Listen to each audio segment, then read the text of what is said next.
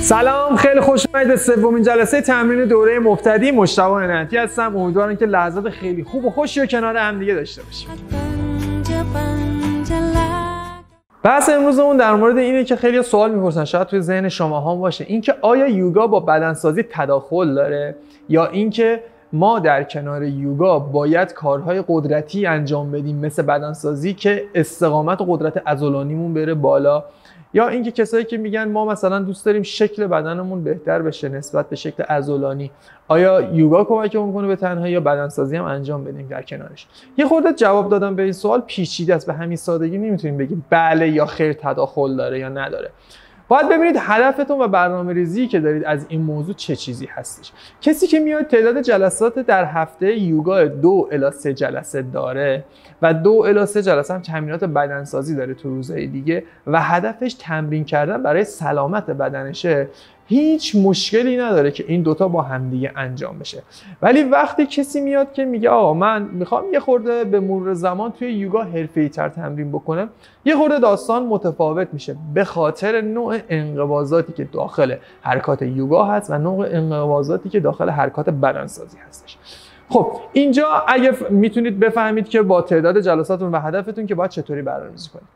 ما توی بدنسازی نوع انقباضمون کاملا متفاوته از یوگا. چرا؟ چون نوع انقباض توی عضلات، توی حرکات بدنسازی، مثلا حرکت جلو بازو، عضله در حال جمع شدن و کوتاه شدنه که بهش میگن انقباض کانسنتریک، و انقباض اکسنتریک که عضله در حال طویل‌تر شدن و بلندتر شدنه.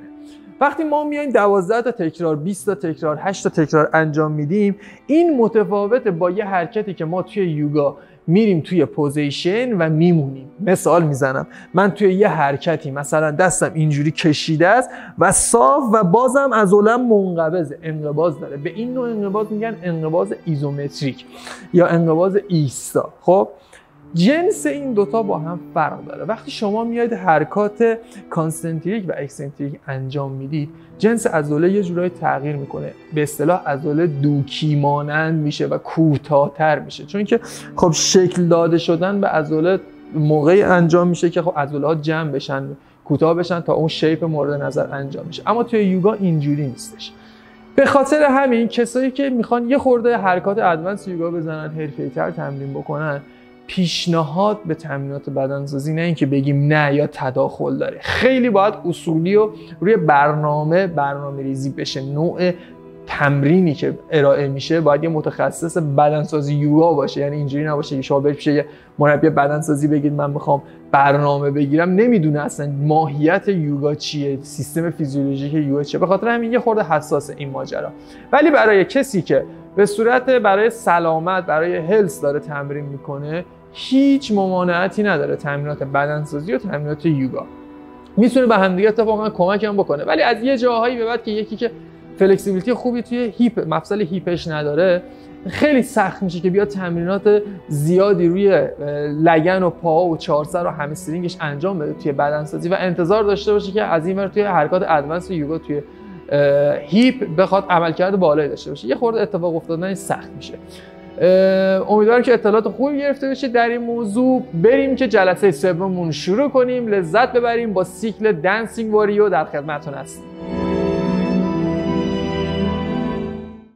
بریم که شروع بکنیم جلسه سومو. یه مروری داشته باشیم. جلسه اول در مورد سانسولیشن A یا سوری نماسکار A کار کردیم و توضیح دادیم. جلسه دوم سلام بر خورشید B و جلسه سوم و آخرین جلسه‌ای که داریم سیکل وارم آپ یا گرم کردن میگیم، سیکل دنسینگ واریور یا جنگجوی رقصنده.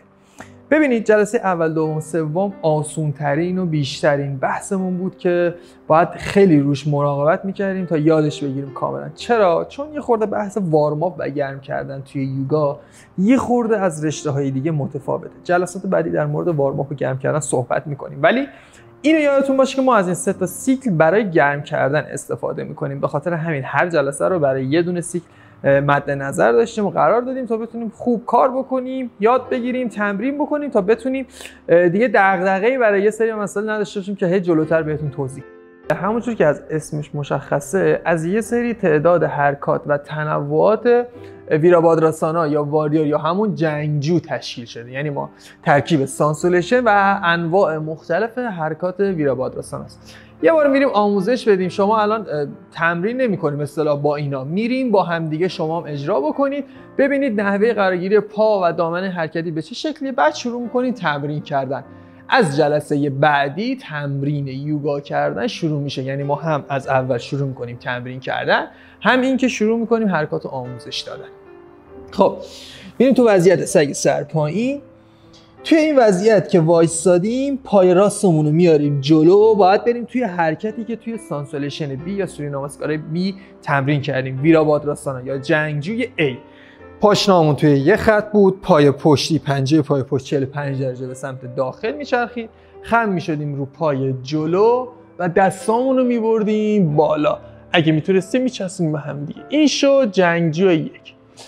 حرکت بعدی جنگجوی 2 که پاها پایین تنه از قسمت شکم به پایین، به همون شکل جنگجوی 1 هست، با این تفاوت که فقط بالا تنه دستامون رو باز میکنیم به سمت کنارامون، هر دستی به سمت جهت خودش.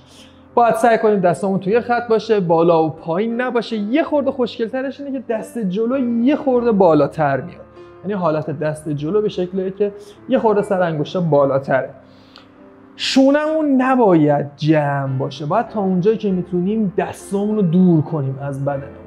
شکممون کمر نباید قوس داشته باشه، باید دوباره اون تیلت رو بدیم، شکممون رو وکیوم کنیم، منقبض کنیم به سمت داخل و نگاهمون به شست دستمون باشه.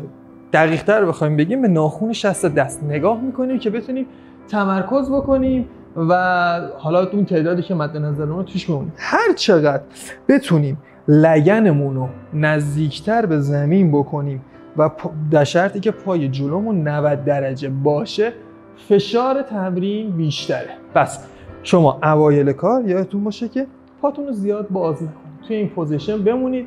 تموم این تیلت لگن، منقبض کردن شکم و دستا دور کردن دستا رو رعایت بکنید. نگاه به جلو، بالا پایین دستا رو رعایت بکنید. به مرور زمان این فاصله بیشتر میشه، میرید پایین‌تر تا فشار بیشتر بشه.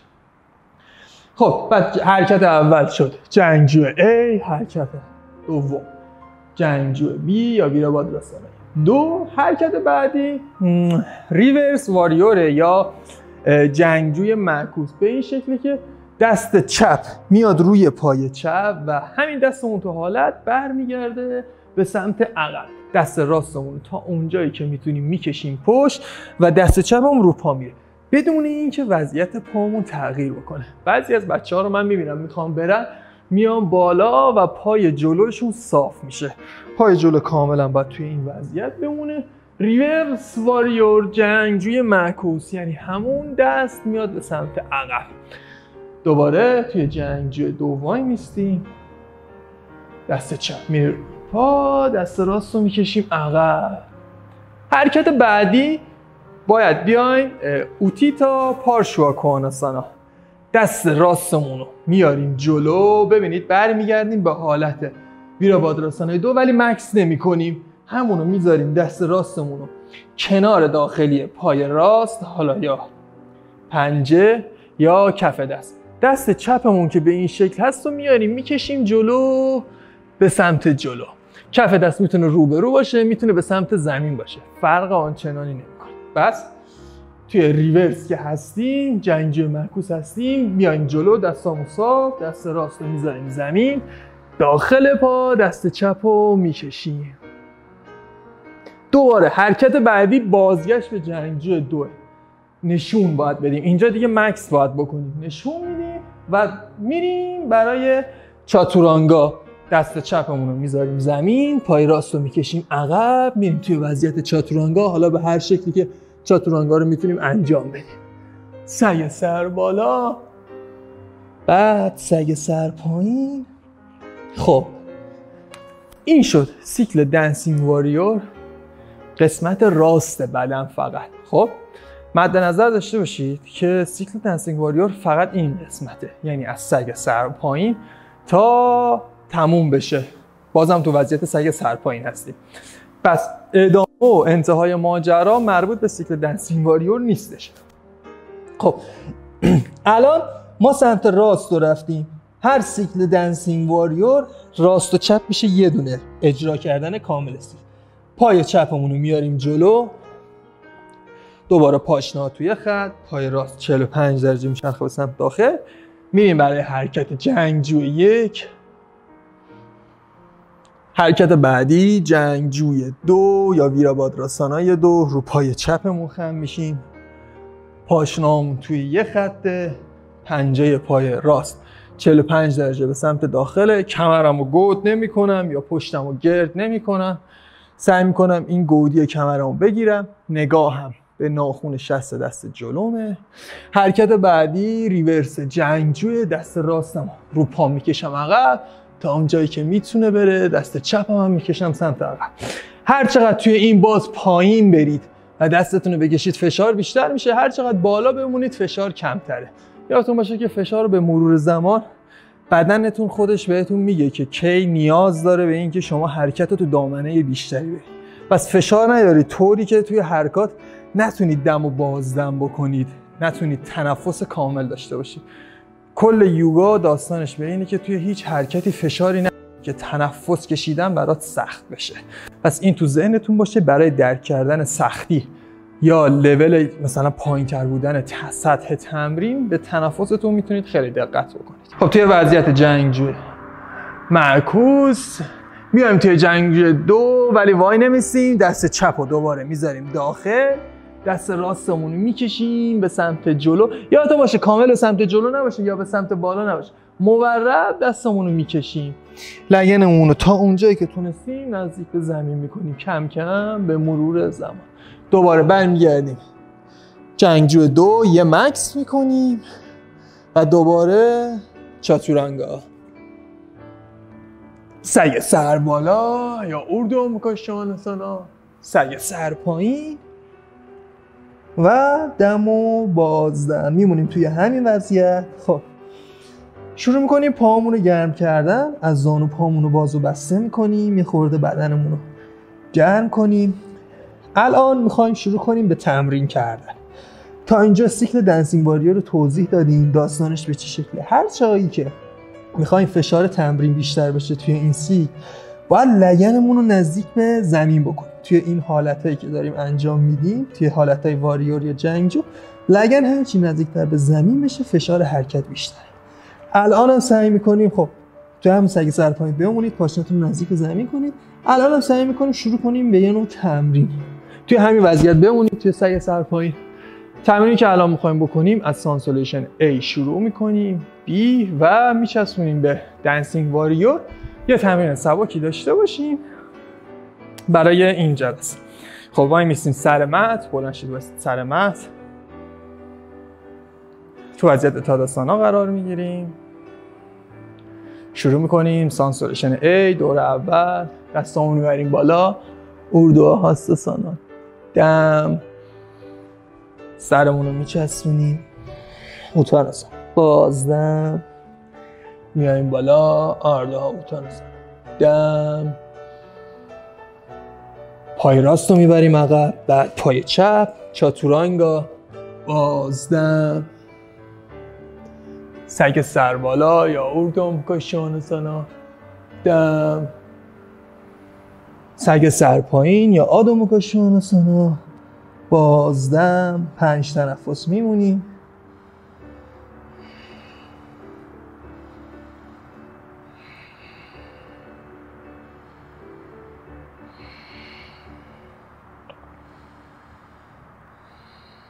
سه دور سانسولیشن A شروع کنیم، 3 دور B و در انتها دنسینگ واریور. با پای راست گام برمی‌داریم بین دستا، نگاه رو به رو، دم، سرمون رو میچسبونیم، اوتاناسانا، بازدم، میایم بالا، اردو هاستاسانا، دم، سانسیتی، بازدم. دور دوم، دم، اوتاناسانا، بازدم، آردها اوتاناسانا، دم، پای راست رو میبریم عقب، بعد پای چپ، چاتورانگا، بازدم، سگ سر بالا، دم، سگ سر پایین. بازدم. 5 تنفس میمونیم با شمارش من. 1 دم، بازدم. 2 دم، بازدم. 3 دم، بازدم. 4 دم، بازدم. 5 دم، بازدم. گام برمی‌داریم بین دستا، نگاه رو به رو، دم، سر رو بچسبونیم، بازدم. میاییم بالا، اردو هاستاسانا، دم، سانسکریت، بازدم. ببینید توی این حرکات الان به مرور زمان کم کم دور اول رفتیم، دور دوم رفتیم، دور سوم شروع میکنیم که فشار بیاریم که پاهامون صافتر بشه، حرکات کاملتر بریم. یعنی اینکه وقتی تمرین شروع کردید دور اول سعی نکنید توی سگ سر پایین پاشنه پاتون رو نزدیک به زمین کنید، کم کم کم کم تا آسیب نبینید. میریم دور سوم، دم، سرمون رو میچسبونیم، بازدم، نگاه رو به رو، آردها اوتاناسانا، دم، چاتورانگا، بازدم، سگ سر بالا، دم، سگ سر پایین، بازدم. 5 تنفس میمونیم. 1 دم، بازدم. 2 دم، بازدم. یادتون باشه فشار اومد زانوتو بخم. 3 دم، بازدم. 4 دم، بازدم. 5 دم، بازدم. گام برمی‌دارید بین دستا، نگاه رو به رو، دم، سرمون رو میچسبونیم، بازدم. میایم بالا، اردو هاستاسانا، دم، ساماستی، بازدم. 3 دور سانسولیشن A اون تموم شد. میریم برای انجام سوریه نماسکار B یا سانسولیشن B. میشینیم اوتکات، دم، اوتاناسانا، سرمون رو میچسبونیم، بازدم، آردها اوتاناسانا، دم، جامپ، چاتورانگا، بازدم. یادتون باشه یا میتونید جامپ کنید یا میتونید گام بردارید. سگ سر بالا، دم، سگ سر پایین، بازدم. پای راست رو میاریم جلو، پاشنا توی یه خط، میریم ویرابادراسانای A، دم،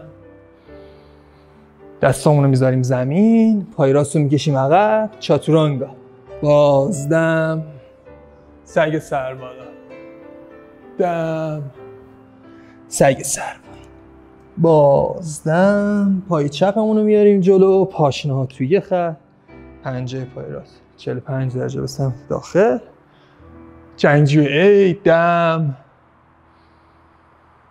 دستامون رو میذاریم زمین، پای چپ رو میکشیم عقب، چاتورانگا، بازدم، سگ سر بالا، دم، سگ سر پایین، بازدم. شروع میکنیم 5 تنفس موندن. 1 دم، بازدم. 2 دم، بازدم. 3 دم، بازدم. 4 دم، بازدم. 5 دم، بازدم. جامپ بکنیم بین دستا، نگاه رو به رو، دم، سرمون رو میچسبونیم، بازدم. میایم اوتکات یا صندلی، دم، ساماستی، بازدم. دور دوم، اوتکات، دم، اوتاناسانا، بازدم، آردها اوتاناسانا، دم، جامپ، چاتورانگا، بازدم، سگ سر بالا، دم، سگ سر پایین، بازدم. پای راست رو میاریم جلو، میریم ویرابادراسانای A، دم، چاتورانگا، بازدم، سگ سر بالا، دم، سگ سر پایین، بازدم. پای چپ رو میاریم جلو، پاشنا توی خط، بیرا باید رسانه ای، دم، دستامون رو میذاریم زمین، چاتورانگا، بازدم، سگ سر بالا، دم، سگ سر پایین، بازدم. 5 تنفس میمونیم، دم، بازدم، 1 دم، بازدم، 2 دم، بازدم، 3 دم، بازدم، 4 دم، بازدم، 5 دم، بازدم. میشینیم جام بکنیم بین دستا، نگاه رو به رو، دم، سرمونو میچسبونیم، بازدم. میایم بالا، صندلی یا اتکا، دم، سانستی، باز. دور دوم سانسولی شنید. حالا میریم سری نمازکار A رو تکرار میکنیم 1 دور تا برسیم به سگ سر پایین و از اونجا سیکل دنسینگ واریر رو شروع میکنیم. سر مت میستیم، اردو آهسته‌سانا، دم، سر رو میچسبونیم، بازدم، نگاه رو به رو، دم، جامپ، چاتورانگا، بازدم، سگ سر بالا، دم، سگ سر پایین، بازدم. شروع میکنیم به انجام سیکل دنسینگ واریور. حالا دم و بازدم دنسینگ واریور یا جنگجو رقصنده رو الان پای راست رو میاریم جلو، ویرابادراسانای ای، دم، ویرابادراسانای 2، بازدم، جنگجوی معکوس، دم، میایم جلو، دست راست رو میذاریم زمین، دست چپ رو میکشیم، میایم بالا، ویرابادراسانای 2، دم، دستامون رو میذاریم زمین، چاتورانگا، بازدم، سگ سر بالا، دم، سگ سر پایین، بازدم. پای چپمون رو میاریم جلو، پاشنامون توی خط، جنگجوی A، دم، جنگجوی 2، بازدم، جنگجوی معکوس، دم، میاریم جلو، دست چپ رو میذاریم داخل، دست راست رو میکشیم، بازدم، اوتیتا پارشو کواناسانا، میایم بالا، جنگجوی 2، دم، دستامون رو میذاریم زمین، چاتورانگا، بازدم، سگ سر بالا، دم، سگ سر بازدم. 2 تا دم و بازدم میکنیم، دم، باز، دم، باز، دم، باز. البته 3 تا شد. خب دوباره حالا پای راستمون رو بلند میکنیم، میاریم جلو، به جای ساده گذاشتن جلو پامون رو تا اونجا که میتونیم بلند میکنیم، میاریم جلو، ویرابادراسانای A، دم، ویرابادراسانای 2، بازدم، جنگجوی معکوس، دم،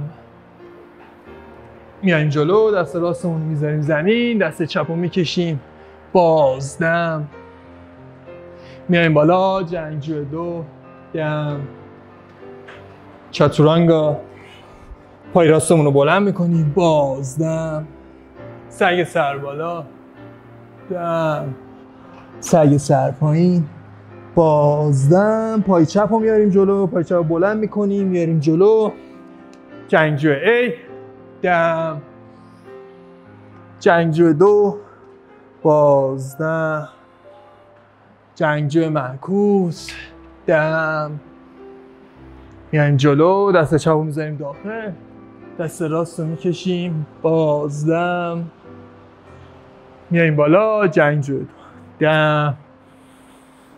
دستامون میذاریم زمین، چاتورانگا. باز دم. سگ سر بالا. دم. سگ سر پایین. باز دم. 5 تنفس میمونیم. دم و بازدم 1.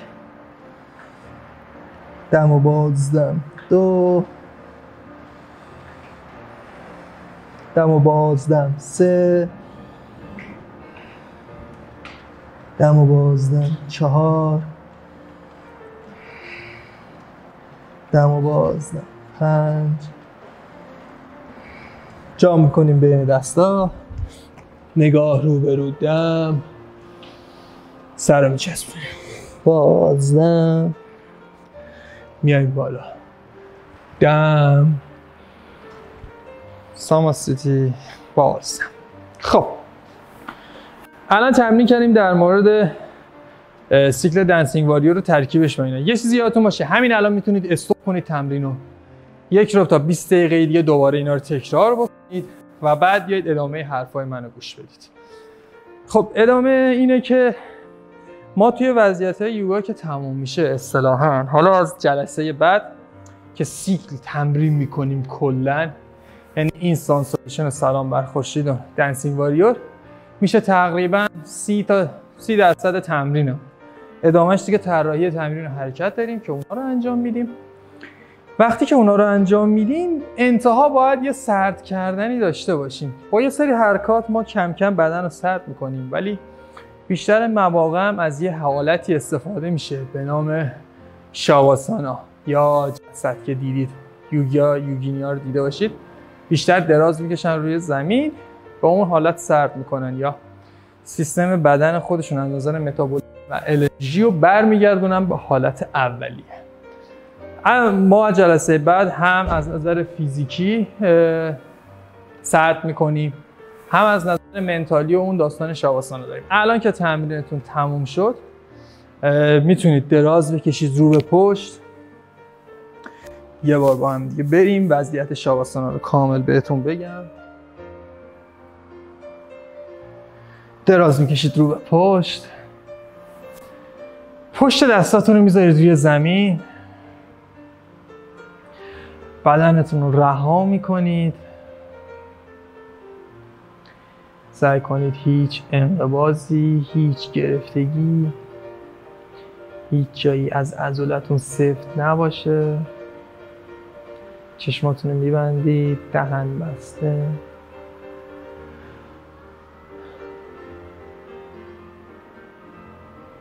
شروع میکنید دم و بازدم از بینی.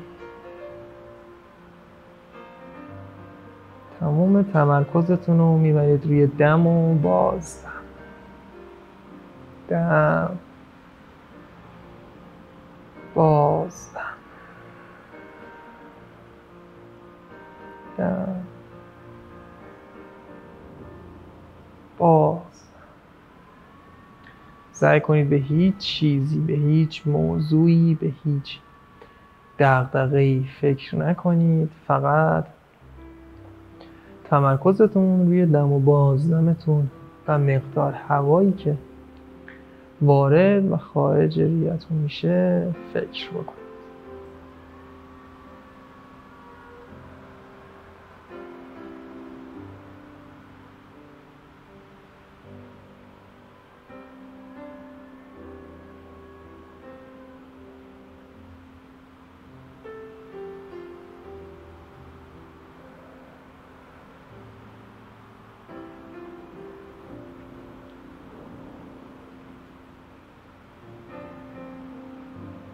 جلسه سوممون اینجا به پایان میرسه. میتونید این وضعیت به مدت 5 دقیقه دیگه ادامه بدید. 5 تا 10 دقیقه میتونید ادامه بدید و بعد آروم چشماتون باز کنید و بلند شید. تا جلسه بعدی، خدا نگهدار.